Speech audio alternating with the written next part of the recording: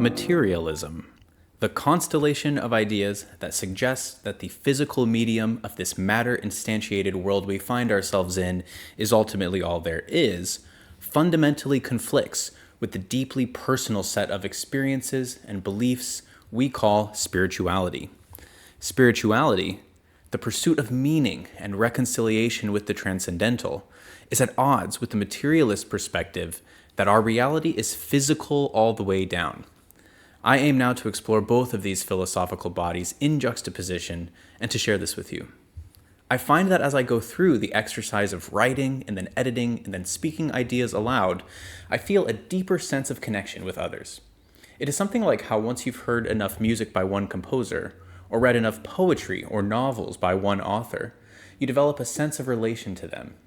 When you hear their music, or when you see their publications on a bookshelf, you are a little less alone. So too, by playing with ideas, we can know something of the experiences of others. This connection is a good thing. I am presently 28 years old. I have, over the course of my life, been at times more of a spiritualist or more of a materialist. Through my young adulthood, I attended church regularly with my family.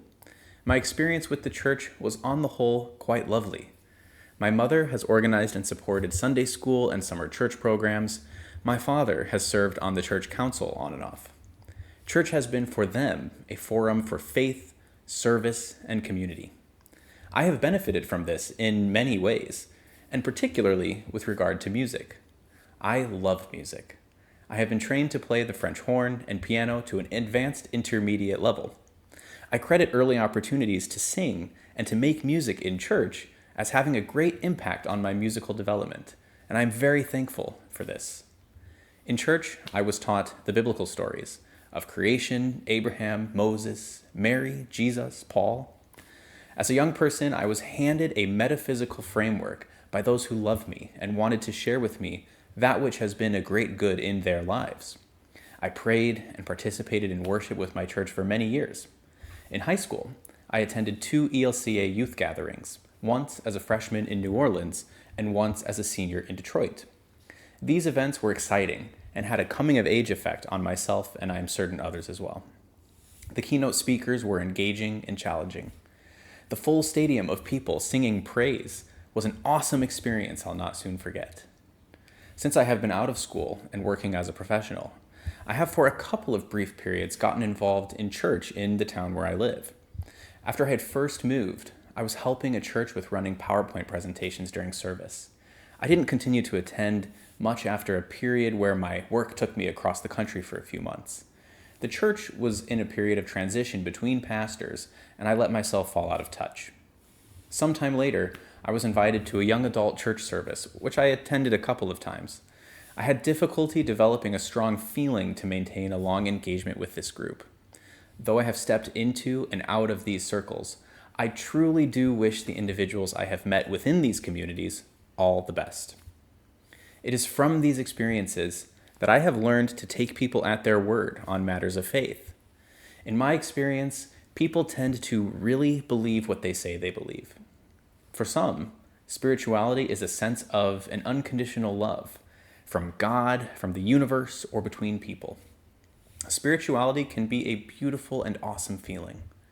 For some, spirituality is grounded in an experience which has led them to believe that God has spoken directly to them, or has in an agentic and intentional way directly intervened in their lives. I will never forget the most recent instance where, at a dinner, I was told somewhat casually by someone I had just met that they have on multiple occasions heard directly the voice of God speaking to them. I am aware that we live in a big world and that there are many kinds of spirituality. The kind I have experienced is that of connection with other people, strengthened by music. I have beheld in others a Christian spirituality informed not only by beautiful art and music and very old stories, but by the personal experience of contact with God. We call spirituality something which we think makes us better people, which connects us. We call spirituality that which we can testify to on the basis of deeply meaningful subjective experiences, but cannot necessarily provide physical evidence for. I want to give an honest account of my understanding of spirituality. I am trying to think as deeply as I can and give credit where credit is due. I observe that those that accept and reject spirituality respectively may have difficulty speaking with one another about our shared reality, and I view this as a serious problem worth addressing. We must be careful when we dismiss as snake oil that which someone will die for. We must be careful when we establish a worldview on that which cannot be shared and observed equally. Life is worth living and preserving. There is great risk in closing our hearts and minds to our neighbors with whom we share the planet. Spirituality is a framework by which we account for our experiences with other entities and phenomena we have a relation to. An old form of spirituality, which I assume still exists today, though may be less common, is that of understanding natural phenomena as spirits, for example. This is animism. The weather, earthquakes, drought, flood, famine, plague, landmarks such as mountains, rivers, animals such as birds, snakes. Each of these can be a source of life and death. To consider these as spirits is abstract and deferential. At this level of abstraction, we can observe a kinship between the ancient Greek, Egyptian, and Norse pantheons, for example. How similar are the figures of Thor and Zeus, Odin and Horus, Hades and Anubis? Animism applies a relational understanding to nature.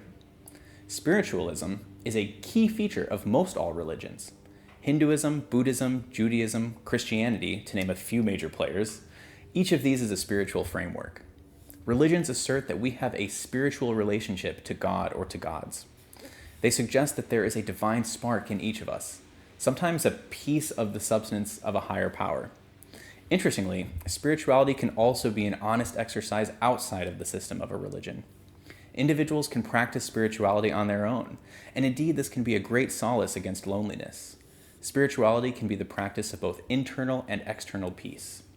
Spiritualism seems inherently subjective.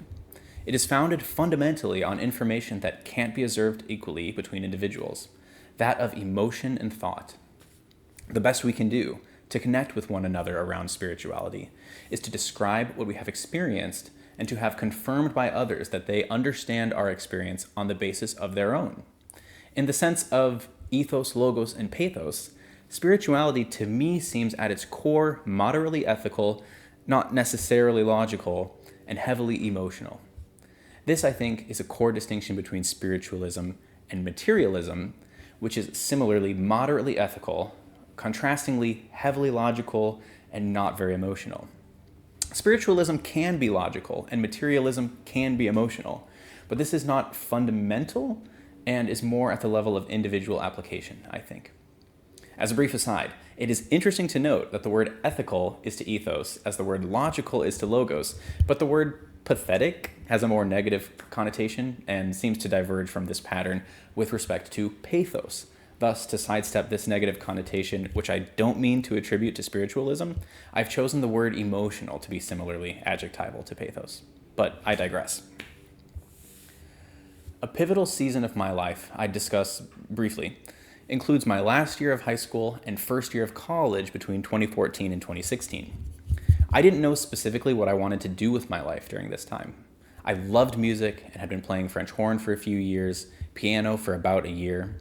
The classes I enjoyed most in school were mathematics and physics courses because I found them eye-opening, challenging, and engaging. I had been helping my father with farming, and taking over the farm eventually was for a time an option for me. I was never forced on that path.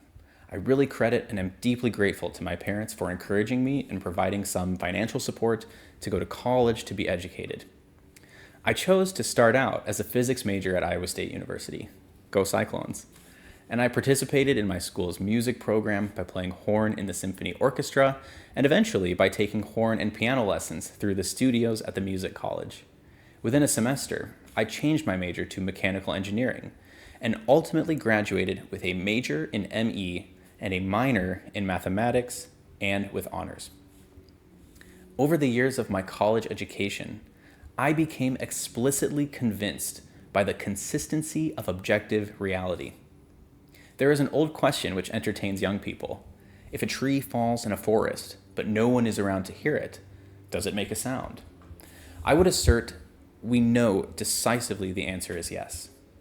The universe doesn't require us to be around to witness it for it to follow patterns we have described as laws and theories. Cause and effect is reliable. Magnets of opposite polarity will attract. Magnets of identical polarity will repel. A weight dropped on Earth will accelerate towards the ground at the rate of Earth's gravitational pull. Nature is physical, and the physical is consistent. We know enough now as a species to know that there were goings-on long before the emergence of our consciousness. And though we cannot predict the future, should we ever cease to illuminate this corner of the universe, we know that there will be goings-on long after that. Materialism is, in my view, the constellation of ideas which are founded on a cornerstone of deep respect for and confidence in the consistency of physical objective reality. In this way, materialism is hand in hand with the scientific project. Science is a methodology for learning through hypothesis, testing, and peer review of results. A core principle of science is that experiments repeated with accuracy by multiple parties should yield repeated results. Where we find this is the case, our confidence in the insights to be drawn from the results of experimentation grows. Where we do not, further investigation is called for. Science, and to some extent materialism, are powerful. We have, as a species, painting with incredibly broad strokes here, cheated death and taken over the world. Stop for a moment and consider the conditions of humans in antiquity. Now consider the Hubble or James Webb space telescopes. We used to attribute major features of our destinies to the stars. Some of us still do. Now we catalog them with giant lenses we've launched into orbit. Consider the power of modern agriculture to feed the world, of modern medicine to conquer disease. We are the thing we know of that witnesses the universe. We have extended the horizons of this witness further than early humans could have imagined. We set goals other species could never conceive of.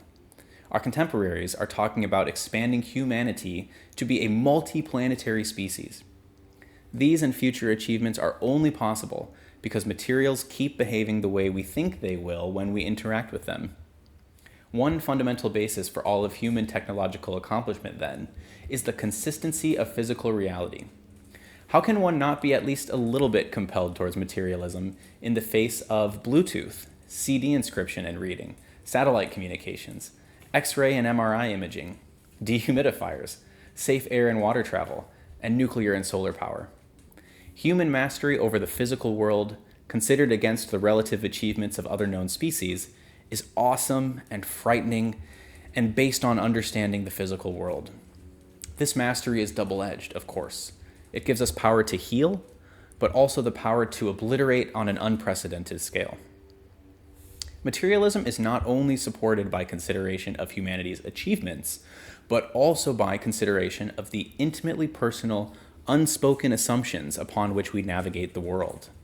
The reliability of physical reality is necessary for us to get out of bed in the morning and into bed the night before.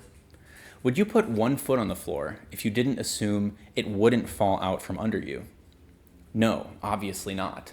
By the same instinct which keeps us from walking off of cliffs and letting go of ladders we are climbing. Most of us believe our senses most of the time, and this is a good thing. On so many layers of abstraction do we find disagreement with one another, but on the tangible world all around us, it is impossible to disagree. Who can deny what can be seen with one's own eyes, what can be felt in one's own hands? Spirituality reminds us that human beings seek meaning, connection, and comfort in the face of uncertainty. It offers language for understanding love, belonging, and transcendence, things that matter deeply to us even when they cannot be tested or measured. Materialism, in contrast, grounds us in what can be observed, tested, and repeated. It anchors our beliefs to the consistent patterns of the natural world, patterns by which we have saved lives with modern medicine, have put satellites in orbit, and have split the atom. When these two worldviews collide, the conflict can feel irreconcilable. If spirituality insists on truths that materialism rejects, and if materialism dismisses as fantasy what spirituality holds sacred, then the result is silence, misunderstanding, or worse, hostility. Human history is soaked by the blood of those who could not reconcile with one another. This is a danger worth naming. When people stop talking, when they refuse to share a language for reality, they close the door on cooperation. And yet, despite these differences, both spiritualists and materialists are trying to answer the same underlying question: how should we navigate the world we find ourselves in? I would draw an analogy to my experience with music. I can appreciate the piano in two distinct ways: for what it is and for what it means to me. On one hand, the piano is a feat of engineering, especially for the time of its invention. Frame, strings, hammers, and keys, all precisely designed, fabricated, and assembled to function.